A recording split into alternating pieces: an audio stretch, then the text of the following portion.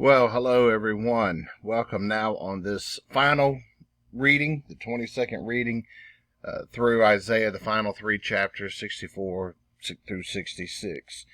I'm sending this out Wednesday night, however, a Merry Christmas Eve to you, and many of you will probably save this until tomorrow to watch, possibly to later. Anyway, I'll keep this video brief. We go back and we consider in the early part of this book, the calling to Isaiah was a depressing one. That he was going to be speaking to a people who would not hear, making things visible to a people who would not see. And then it's, as this book closes, there's some sober thoughts here. Here, one thing is, we go to verse 8.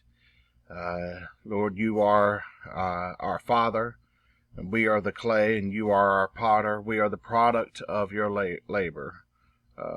Lord, don't be too angry. God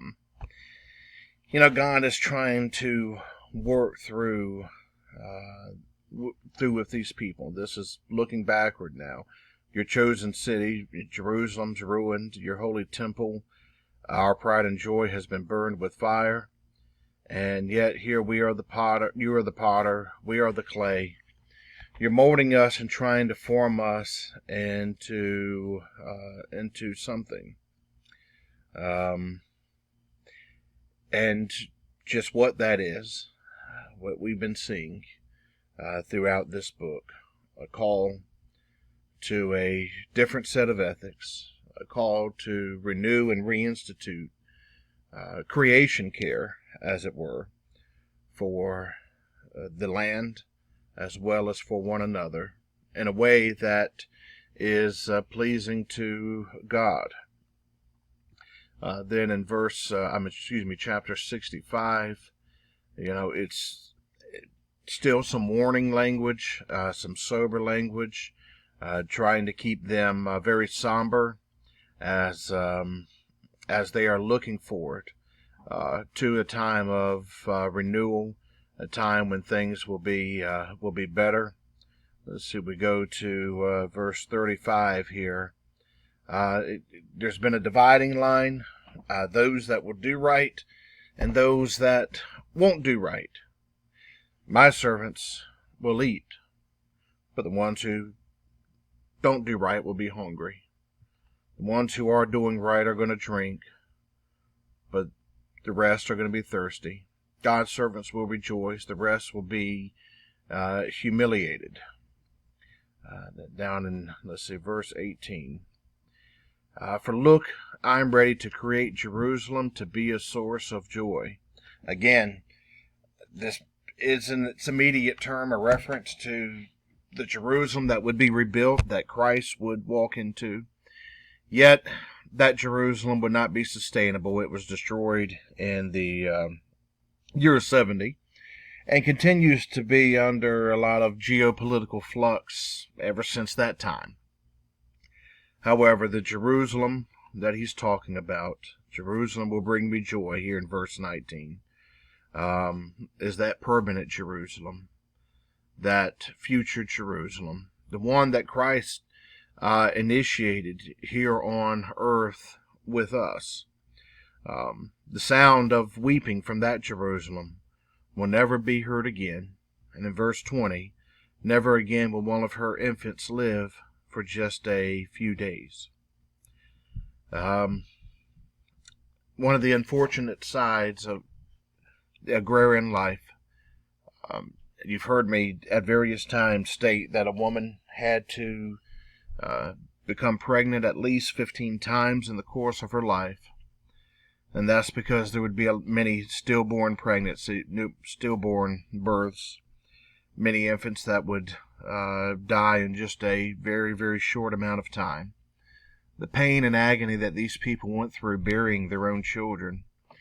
In fact, not to get overly crass, it is Christmas Eve, but It is very common in antiquity for it's very common for archaeologists to uncover the bones from antiquity and find that within the remains are a woman who died, and the infant died in the process of giving birth.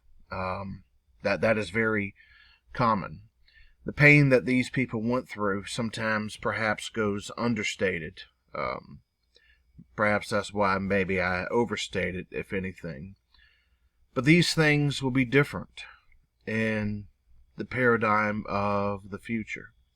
And this is one of the things that I mentioned in recent videos, how since the time of Christ, things are better.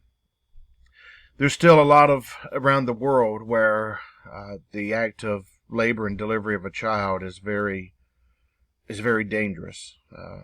For us, we enjoy a lot of benefits. The world is a better place, but yet we are the ones that whom Isaiah's message is calling to about helping to create a prosperity around the world, and for our benefits to be able to extend to others. Verse 21, they will build houses and live in them. They'll plant vineyards and eat the fruit. No longer will they build a house for somebody else. Here, other people were occupying their land, living in their houses, eating from their vineyards. But all of this is going to change. A wolf and a lamb will graze together, verse 25. A lion and an ox will eat straw, and a snake's food will be dirt. They will no longer injure or destroy on my entire royal mountain, says the Lord. Again, the idea of this reconstitution of this world, of how nature is going and creation is going to respond to the good that's going to come from God's justice, becomes overwhelming.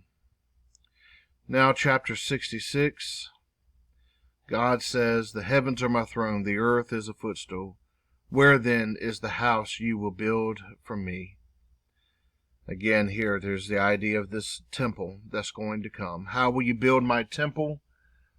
It's not referring to that temporary place in Jerusalem, but this all of God's creation where God made a temple for himself. How will we steward this place? How will we manage this world that we've been born into? And we've been seeing the expectations of God throughout this book of Isaiah. Okay, I'm going to leave it at that, and I'm so grateful for you having joined with me throughout this study.